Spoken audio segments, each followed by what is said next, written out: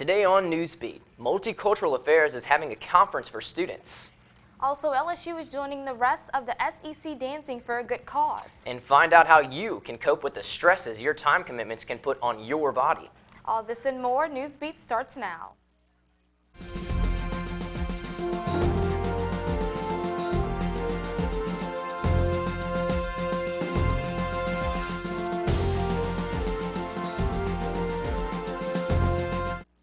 Good evening and welcome to Newsbeat. I'm Ambry Washington. And I'm Michael Edmondson. Thanks for joining us. Tonight, the motive behind the mass shooting at the D.C. Navy Yard remains a mystery. Authorities now believe 34-year-old Aaron Alexis acted alone Monday when he killed 12 people and wounded 8. Alexis was also killed during a gun battle with police. The FBI says Alexis gained access to the Navy Yard because of his work as a contractor and used a valid pass to get into the building 197. In Louisiana, flags at all state buildings are flying half-staff in honor of the victims in the shooting. Governor Bobby Jindal has issued an executive order that they will remain that way until sunset on Friday. Some water fountains in Louisiana may be harmful. A rare brain-eating amoeba has been found in the St. Bernard Parish water supply. The amoeba was detected in the municipal water system after a 4-year-old Mississippi boy died in August. Chlorine is supposed to kill the bacteria, but officials say the chlorine inside the water system has been low. They say the water is safe to drink, but people should take precaution to make sure the water doesn't go up their nose while bathing or running through sprinklers. As a precaution, St. Bernard Parish schools have shut down their public water fountains. The state is flushing the water schools with chlorine, but say it'll take several weeks for the levels to return to normal. Who wouldn't want to be a part of a community service where you dance, eat, and have fun all day while benefiting someone else? Tiger TV reporter Ashley Joseph tells us of a new community service project coming to campus. LSU is starting something new this year. Dance Marathon at LSU is a new campus philanthropy benefiting Our Lady of the Lake Children's Hospital and Children's Miracle Network. Executive Director of Dance Marathon, Melanie McCoy, tells us more about the organization. Our organization will raise money throughout the whole entire year, and through small events we will culminate into one large event in the spring semester, and at that event we will display how much money we've raised throughout the year to give to Our Lady of the Lake Children's Hospital. So far, this service has been able to help many students. Sophomore Nathaniel Hearn speaks about his experience at Our Lady of the Lake.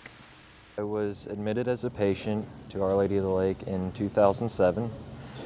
At the time I had an illness that they didn't quite know what it was. Definitely made my life easy.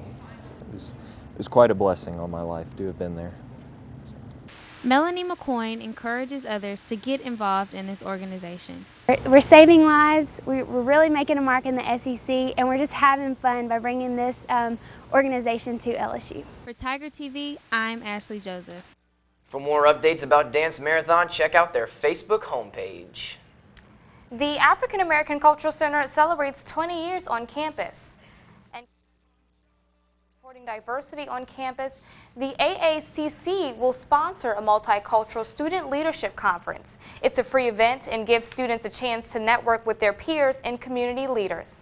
African American Student Affairs Coordinator Lakita Poole says the conference is a great opportunity for all students. Focuses on leadership and then various components of diversity within that. So when you think of what it means to be a well-rounded global leader in modern society, that's what we focus on during that conference. So there's sessions, we have speakers come in, there's panel discussions, but a lot of time for just students to come in and meet other people. Also in the works this semester, the AACC is sponsoring the Imani Pageant, Sakafi Poetry Night, and the College Reunion. The Multicultural Conference takes place November 2nd. You can register online at lsu.edu/AACC. Now, if you've ever taken a final or a midterm, then you most certainly know what stress is. And some students do handle stress better than others. Newsbeat's Annie Weldon lets us in on the secret for finding your inner namaste. Stress is distress or eustress. Distress is negative stress that causes health or other problems. Eustress is positive stress caused by excitement. Stress can be caused by time management issues, an unhealthy diet, or lack of exercise.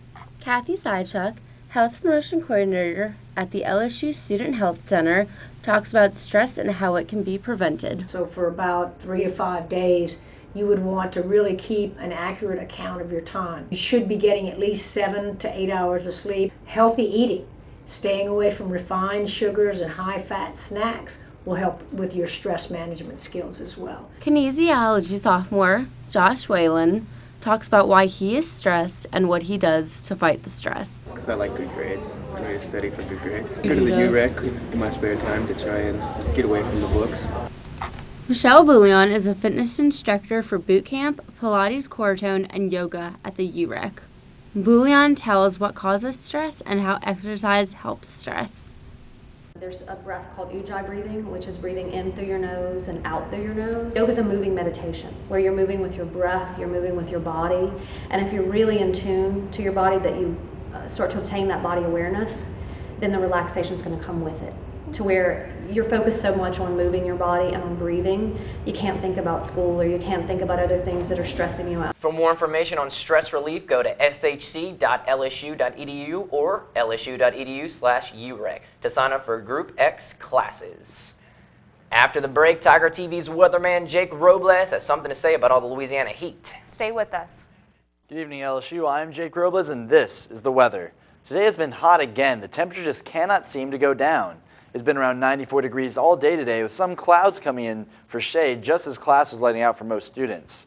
As for tonight, we can expect partly cloudy skies and temperatures in the low 70s with a 20% chance of rain. If only it was this cool during the day. Now as for tomorrow, the forecast isn't changing much. It should be a lot of what you've been feeling for this whole week. You can expect a high of 92 degrees and a low of 72 degrees. There will be sunny skies with partly cloudy weather all day with a small chance of scattered thunderstorms later in the afternoon. Now to your 5-day forecast, the temperature for the week will actually drop a little as the week moves on from 94 degrees today to 83 degrees on Saturday. This 10-degree drop will bring us from very hot to very hot, but not as bad. Now that's the good news. The bad news is that the chance of rain is spiking as the week progresses. This Friday and Saturday, the chance of rain will rise to 70%. Be prepared to yell Tiger Bait at the Auburn Tigers under an umbrella. During kickoff, the chance of rain will be never plus 70, so maybe grab a rain jacket. Now that is all the time I have for you today, so don't forget to check Tiger TV for your up-to-date campus weather report every day. I'm Jake Robles. Back to you guys at the desk. Thanks, Jake. Coming up in our global segment, the world's driest continent is anticipating more water resources. Some countries are bringing their oppressive leaders to international court, while others are having no such luck. Your weekly global segment, up next after break. Welcome to this week's global segment. Kenyans received some great news this week. 2 aquifers that hold 250 billion cubic meters of water were discovered in the Turkana Basin and Lotikipi Basin through the use of satellites and radar. Approximately 40% of Kenyans, around 70 million of the 41 million citizens, currently have limited access to safe water. With a number of them being nomadic herders, it makes them extremely helpless during droughts. Just last year, Turkana suffered a severe drought, so this discovery is bringing hope into a region in need. It is anticipated that water will be available within a month from the first draw. Another aquifer was discovered in sub-Saharan Africa's driest county, Nambia, along with huge oil deposits in Turkana. Also in Kenya, the Vice President, William Ruto, pled not guilty to committing crimes against humanity in 2008 in front of International Criminal Court. President Yoweri Kenyatta is set to stand trial in November, although this may not be the case, as Kenya's parliament voted for the country to withdraw from the jurisdiction of the International Criminal Court. Unfortunately, the Chinese have not had the same luck this week. The government has put new guidelines into place, making it so that those who spread rumors online can actually be jailed. Any information posted leading to protests or ethnic unrest may lead to prosecution. People who have offensive comments that are reposted more than 500 times or visited by 5,000 users may face up to 3 years in prison. Critics view this as limiting free speech, but the state media has responded that the internet is being used to promote Western values through lies and to undermine the Communist Party rule. In Iran, officials are searching for their next animal astronaut, and they may have found just the one in a locally named Persian cat. The flat-faced animal is expected to launch by the end of the current Iranian year, March 21st. 7 months ago, Iran claimed it sent a monkey named Pishkam beyond Earth's atmosphere and returned him home safely. This was questioned internationally, though, as it appeared to be a different monkey in the pre- and post-images of the launch. Iran hopes to send humans into space by 2018. That's all the time I have for today. Make sure to watch again next week.